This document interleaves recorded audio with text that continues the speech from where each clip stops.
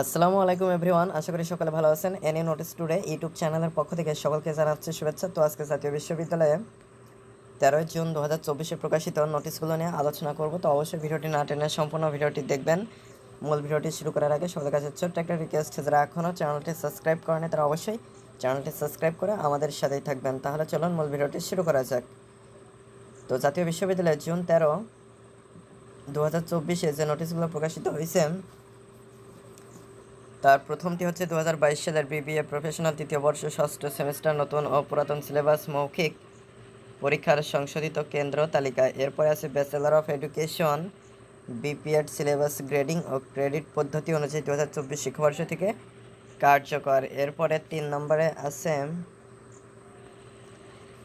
জাতীয়করণকৃত college সমূহের নামে সরকারি শব্দ সংযোজন প্রসঙ্গে। এরপরে আছে 2022 সালে ট্যুরিজম অ্যান্ড হসপিটালিটি ম্যানেজমেন্ট টিআইসিএম প্রথম বর্ষ দ্বিতীয় সেমিস্টার পরীক্ষার ফলাফল প্রকাশ সংক্রান্ত বিজ্ঞপ্তি। এরপরে আছে 2022-23 শিক্ষাবর্ষে বিজনেস স্টাডিজ গ্রুপের অধীনে ফিন্যান্স অ্যান্ড ব্যাংকিং বিষয়ে এমফিল প্রোগ্রামের পরীক্ষার ফলাফল প্রকাশ সংক্রান্ত বিজ্ঞপ্তি। এরপরে আছে for the supplying fitting and mixing MS কোয়ারাবজিপাল গেট অ্যান্ড ইন্ডাস্ট্রিয়াল প্যালার্ট solid at National University Gazipur সংক্রান্ত কাজের লেটার অফ ইনভাইটেশন প্রসঙ্গে। এরপরে আছে 7 নম্বরে 2022 সালের BSc honours in computer science and engineering সিএসি প্রথম বর্ষ দ্বিতীয় সেমিস্টার পরীক্ষা চূড়ান্ত ও সমন্বিত ফলাফল প্রকাশ সংক্রান্ত বিজ্ঞপ্তি। এরপরে 8 নম্বরে আছে 2021 সালের গণমাধ্যম ও সাংবাদিকতায় মাস্টার্স প্রথম পর্ব পরীক্ষার সময়সূচি।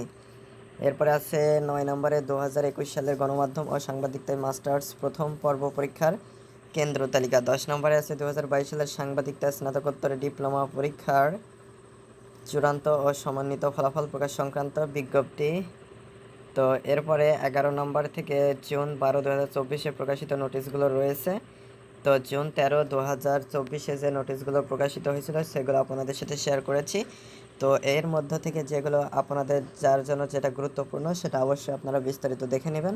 আর যদি বিস্তারিত দেখতে না পারেন তাহলে সেটা অবশ্যই কমেন্ট করে জানাবেন, সেটা নিয়ে আমি বিস্তারিত ভিডিও বানিয়ে আপলোড করে দিব। তো আশা করি মূল বিষয়টা বুঝতে পেরেছেন। তো আজকের ভিডিওটি এ পর্যন্তই। ভিডিও সংক্রান্ত কোনো মতামত থাকলে অবশ্যই কমেন্ট করে জানাবেন। আর যারা চ্যানেলটিতে নতুন এবং যারা এখনও চ্যানেলটি সাবস্ক্রাইব করেনি তারা অবশ্যই চ্যানেলটি সাবস্ক্রাইব করে আমাদের সাথে থাকবেন।